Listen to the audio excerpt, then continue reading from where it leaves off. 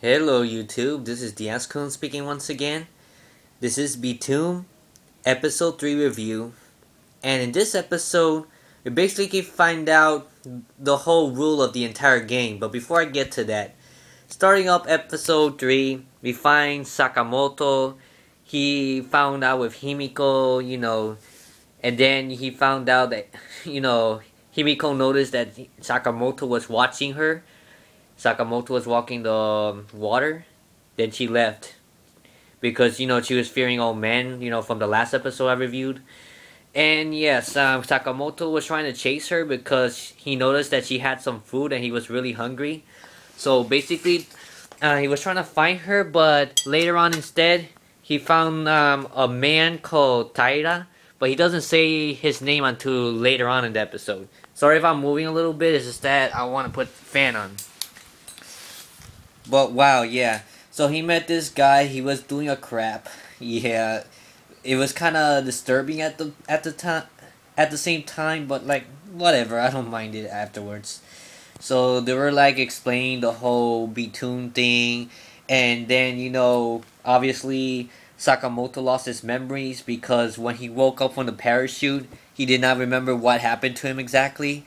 So they went to the riverside, him and Taira. And Taira explains to Sakamoto everything that's been going on. There were a group of people that used to play Btooom or was playing Btooom in the plane. Yeah, I'm pretty sure it's all the people that has played the online game before. And then like one of the developers of the game with a hat, and he's really fat. Yeah, he's really despicable, this guy. I don't know, it's like every single creators of of an online game in an anime so far have seen Sword Art Online, Btooom right now, Robotic Notes. Yeah, they all seems to be jerks, seriously, in their own unique ways. So basically, they're on the plane, forced against their will to be stranded in the island, telling him what the rules are, and we found out that in order to get out of this island, you have to kill up to 7 people. Because you have one of those radar things, the blue radar that's on the left hand, I believe. Yeah, this is my right hand, but either way, on the left hand, I believe. Correct me if I'm wrong. And you have to get 7 of these, and they don't come out until you die or you get some sort of surgery, it says. And if you die, the radar thing, the green radar, you could take away from your opponent, and then you collect them. So it's like a survival game in the island. It's no paradise, to be honest. And a lot of people were like really angry at the guy because he was making all these insane rules. And anybody that resisted, they get tasered. I'm like, what the freak is going on here? And then there was even, Sakamoto. He actually step against these guys because he knew the guy who was actually in the monitor, and he was telling him about, he recognized Sakamoto as one of the best players in all of Btooom. I think he's the best of all. And either that, he still has very little experience in the entire survival game that they have playing Btooom in the real world. Like it's no joke really. So he tasered the guards pretty much pinned him to the ground, Sakamoto, when Taira told him about this whole thing because he didn't remember a thing in the present time, and he tasered his head really hard. It was like and then it explains why he has blood on his head, and he didn't even understand why, but now he knows since Taira was telling him about that. Yeah, Taira's the chubby dude, but he seems to be more decent than the other chubby guy from last episode. Hopefully he is, but in the opening, yeah, he seems to be one of the he seems like he's gonna be one of the allies. So basically, the great after they had this whole speech of how they're going to play the game, survival game and all that stuff, and how you have to get 7 of these green radars from other people that you killed, so you could get out the island. They put parachutes, backpacks on everybody. They forced everyone to put it there. And then, you know what really ticked me off here? is that the guards. We see a guard. She just threw a young girl out of the airplane like she was trash or something. And she was pretty much screaming pretty much. She's gonna be one of the players as well, but it's really a shame that this creator don't even have any sympathy. We still don't know exactly why he wants to do this. Maybe it's because, like from last episode, people are voting on which one will be the unlucky one, and the unlucky one that they vote for, that like Himiko was voted on to be the unlucky girl to be taken away from her home and putting her on an island. So you have to kill 7 people in order to get out this island. There is no other option.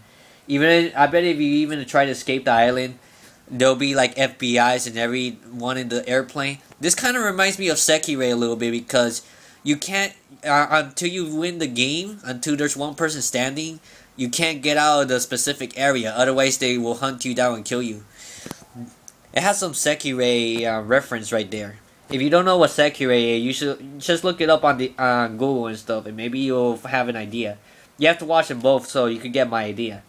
Anyway, so we get back to the real thing, and then Sakamoto and Taira, they were kind of like not trusting each other at first because Sakamoto wanted Taira to take out to see what the bombs he has, how many he has, but Taira was like, very alert and say, I'm not gonna fall for this trick because maybe you're planning to do something bad against me and take away my radar and all that stuff. So they made a truce. Maybe it's a temporary truce, or it's actually they're gonna be allies and stuff. And they actually make up and they become allies. And then he was Taira. He was like all happy and everything. He was shaking Sakamoto's hands and everything. He was pretty lonely there until he found him. So, and then after that, they walk around try to find whatever they could find in this island. And then they saw like an airplane. They were bringing out some parachutes of food.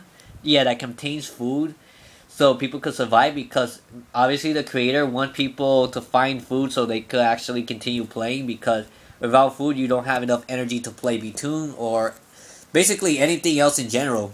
You won't have enough energy to get motivated to do anything if you don't have food. It's very important and you have to eat like 3 times a day. So Sakamoto tried to get to the closest one, climbing up a mountain, and then right before he was gonna get it, he sees like a tall Afro woman. She was chasing over that plate, that food, and she grabbed the bag, but guess what happened? There was a hidden bomb below her feet. It exploded, and boom, she's dead. It was horrible to watch. And then the guy with a long hair and glasses, he grabbed the basket of food and he ran off. That's basically what happened, and like Sakamoto was really shocked.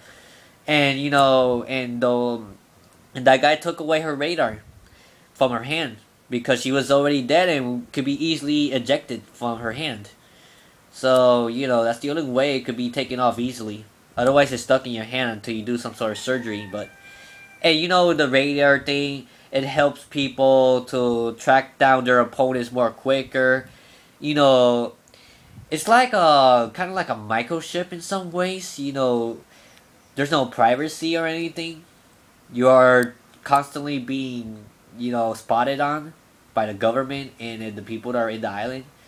Yes, and then Taira caught up to Sakamoto, and then he said, "What happened to the food?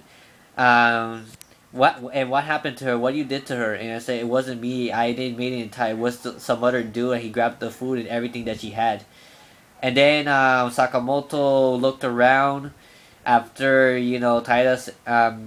I guess Sakamoto said it's hopeless and stuff, or I think it was Taira to say that. Then he saw like another parachute going to a forest, and he said, "How about we get that one?" And that's what they pretty much did. So they were going through the forest with a lot of cautious because you don't know if there's gonna be any traps there. It's a trap. This whole gist of it on the internet spreading around. Yeah, but one of the most disturbing thing in this episode, like when they're about to make it to the food, we see a young boy. His face was covered in blood in his shirt, and we could already assume that he's the one that killed the fat guy. I think it was a fat person laying on the ground, and he grabbed the food. I think. Yeah, it's crazy, seriously. But hopefully, eventually they're gonna find Himiko so they could team up and all that stuff. And Himiko, little by little they could trust Sakamoto and Taira because they seem to be, people that doesn't really want violence, but they have to do it against their will if they want to escape. Sakamoto already killed one person. He still has 6 more embarrassing, tragic moments that he's gonna have to go through because he doesn't. Obviously, he's a good person. He doesn't want to kill anybody, but he has to because the creator, he sucks. Yeah, we're gonna hate a lot of people in this anime. I can tell you that. But anyways, that's about it for my review of Btooom episode 3. Hopefully, the people are actually watching this. So I'm already sending messages to some of the big anime episode reviewers like Bankai 922, the Breakmaster, and a few others. Hopefully they could actually promote me a little bit, give me a shout out at least, so they could check me out. That way I could get people to watch my videos more. Of course, Sword Art Online are like the only hope. Yeah, Sword Art Online is the only hope I have right now because it's like the only video that actually getting some views, even if I'm not doing anything. But I do also try to put the video response to other popular videos, and I'm gonna start doing that more, so people could recognize me. But yes, tell me what you think about this episode if you watched it. Take care, God bless, stay cool, and I still cannot wait till episode 4 shows up. It's gonna be pretty good. Another solid episode, 5 out of 5, pretty much. Take care, bye.